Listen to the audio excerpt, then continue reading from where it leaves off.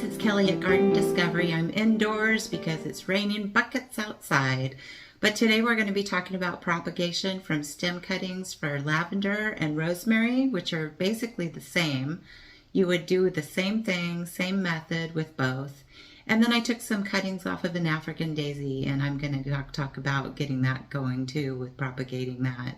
And so stay tuned, let's get going. Even online, you can order it online. It's rooting hormone, rooting powder. And what you're going to do is you just want to take and just simply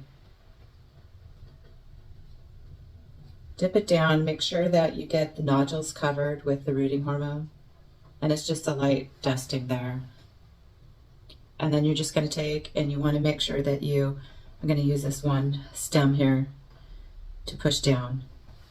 Push down in the soil and make a little hole, kind of wiggle it around. And the reason for doing that is just so that you're not losing that rooting hormone when you put it in the soil, so it doesn't drag it off.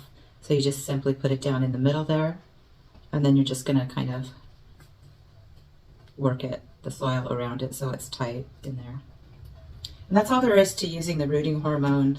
Like I said, I found success without the rooting hormone, but if you find that you get a lot of bacteria or think you suspect you might get bacteria in the soil, you can use things like honey. Honey is great for keeping the bacteria away. So same thing, you just dip it in the honey and then before you put it into root. So I'm just going to go ahead and stick some more of these in.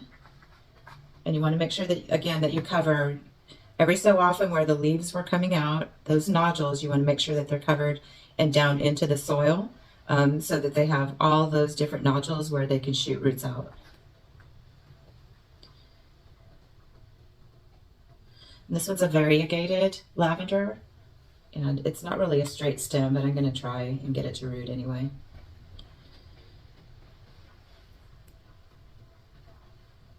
Yeah, I just think these little snippers work really great instead of the fingers, but I've used both. If my snippers aren't handy, then guess what? It's the fingers. I'm giving you the finger. Oh.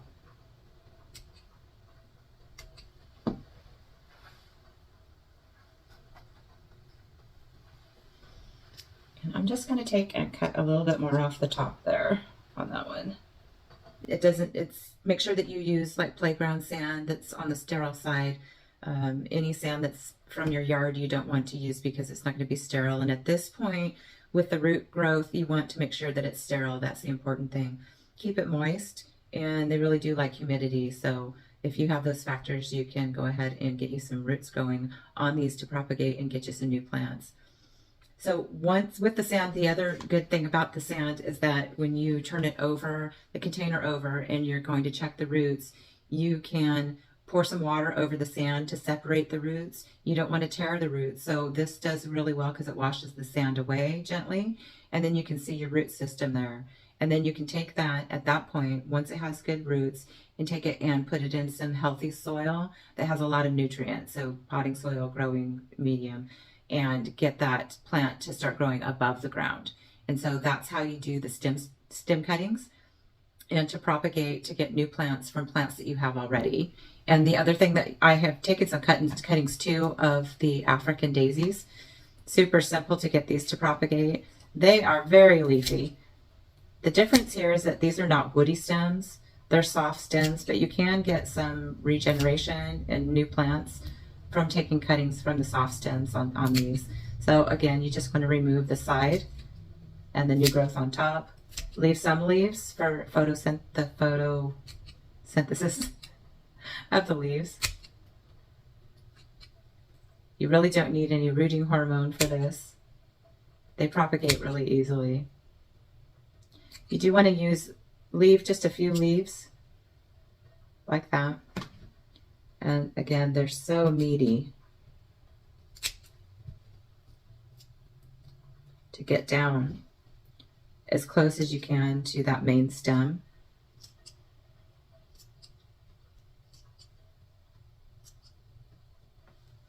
Then I'll dry it off and then just stick it in the soil. Now this, where I live in zone 9B, I can directly put that into the soil outside in the warmer days. I wouldn't do that now in the winter. I could try it indoors though with the other cuttings that I have. But during the spring and summer, I can do this outside directly in the ground, and many times I have good success with the African daisies. They also are really good to propagate from seed, so let those seeds dry up, and then you can take the seeds and scatter them where you want other African daisy plants. So, but be careful, they will overtake, because they're very hardy plants. So that's another way to propagate, is from seed.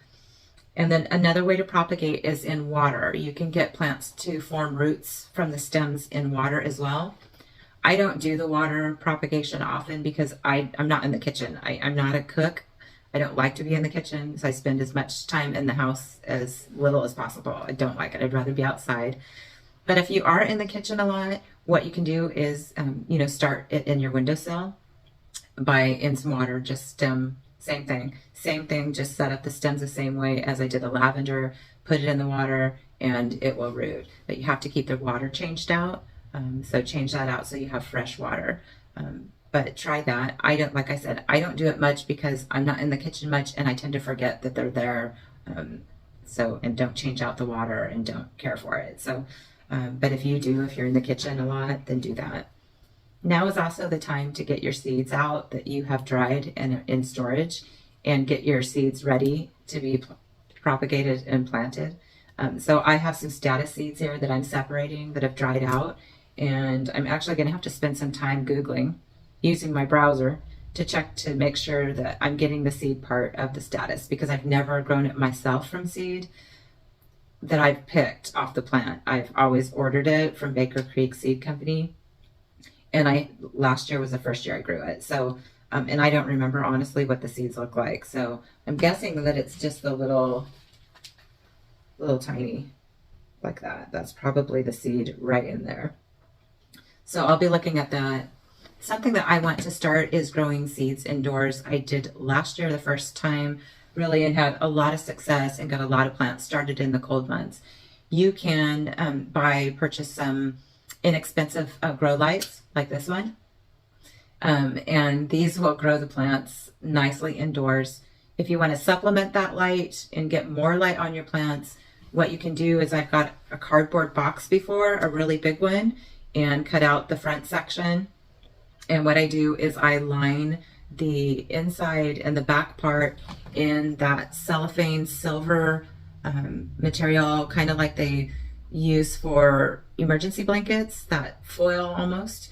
And it's reflective, so it's going to take your light and it's going to give you more light because it's going to reflect light. I did that last year and it worked great because I got a lot of light on my seedlings and the growth was phenomenal.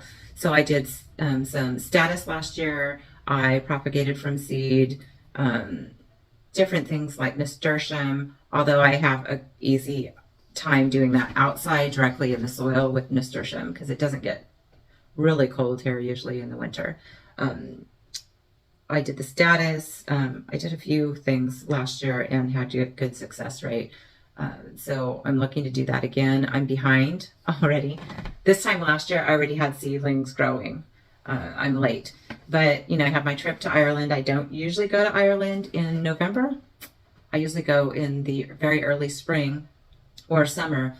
And so I had a week away then, and then I had about a week off the following week, and it's just been one thing after another. So I'm sure other gardeners understand that and can relate, because it just puts you back, sets you back. I really don't want to buy a lot of new plants. I mean, I will if I have the money, but I like to save the money for other things. But I do find that an rather inexpensive way to get seeds is by mail. Is to order them and just spend some time going through and saying, okay, what do I really want in my garden this year? What do I really want? And Baker Creek Seed Company is a great one to order from. I've had really good success rate with their seeds. I've ordered nasturtium. The status came from them. The veggie seeds, which I do. I grow kale, and so kale was great. I have other things, dahlias I've grown from seed from them. My eggplant didn't do well last year, but I think that was more the container I had it in, so I'll try again next year. Sunflowers, I had lots of varieties of sunflowers, and they did fantastic, and those were all from Baker Creek. So good shout out to them because they're doing a really great job with the seeds. So I'm going to be placing an order when I get back from Christmas. because I'll be gone for about a week, and I will place an order when I get back for the seeds and get started on those because I really need to. I did plant my bulbs. Did anybody plant bulbs this year? I planted a bunch of daffodils and more alliums because I love alliums, especially the drumstick alliums.